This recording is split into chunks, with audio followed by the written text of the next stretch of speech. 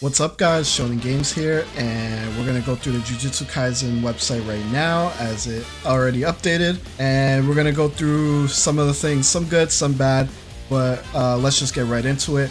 So here's the game specs.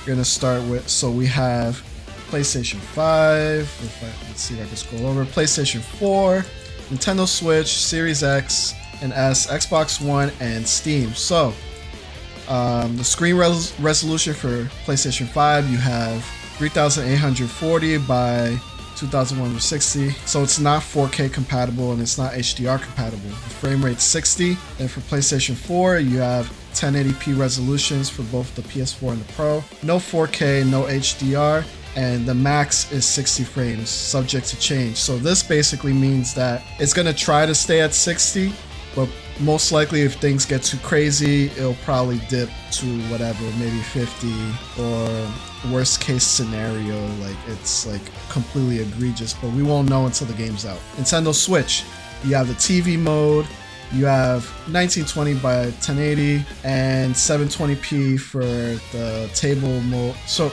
basically undocked 720, docked 1080. And obviously no 4K, no HDR, and then the max is 30 frames with an asterisk, so there may be some changes. So it might be similar to PlayStation 4 where it's 30, it'll try to stay at 30 frames, but it might dip. So honestly, if you're looking for the ultimate experience, it's not the Switch. I would even consider, if this game works on Steam Deck, to just go get it there if you need something mobile. Anyway, moving on. Xbox Series X and S, you have the same, I think the same resolutions for, same resolution for PS5 for the X, and then for the S it's 1080p. Actually, the Xbox Series X can do 4K, no HDR though. And then you have a locked 60 frames for the X and the S. Then Xbox One, it's 1080p for the Xbox One and Xbox One X. No 4K, no HDR. You have a maximum of 60 frames, same thing as the rest of them. It'll try to hit 60, it'll try to stay at 60, but that can change. Then you have Steam, which is pretty interesting. So Steam, 1080p, maximum resolution is the same as the PS5. You can go 4K, no HDR, and the frame rate is uncapped, which is very good. So here's the bad news. So the online function, paid service subscription, basically you gotta have PlayStation Plus or you gotta have Nintendo Switch Online, Xbox Live Gold, Game Pass, Ultimate, we know that. So here's the part where a lot of you might get turned off by this. So the number of offline players with local communication support. So basically, playing this on the couch with a friend is not possible.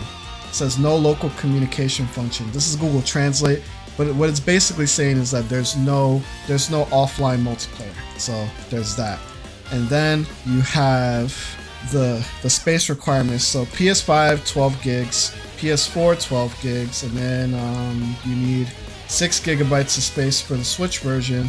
You need 12 for Xbox Series X and S. You need 10 for the Xbox One, and you need 10 for the Steam version.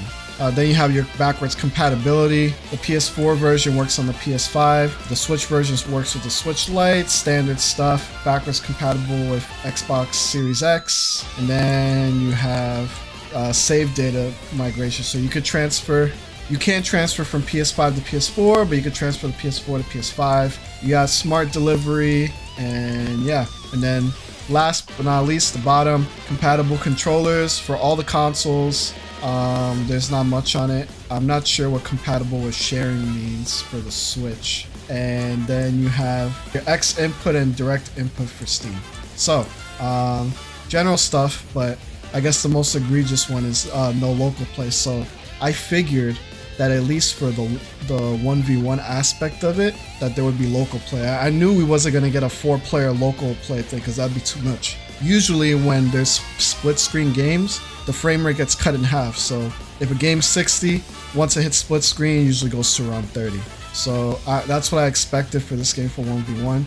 But to be fair, it would be hard to tell how the camera would work and all that stuff, but it's been done before with J-Stars and the like. But I've noticed that a lot of arena fighters are kind of phasing out the local multiplayer part aside from Storm. So this isn't the first time I'm hearing about this, but it's definitely disappointing for those who were looking forward to this having local multiplayer.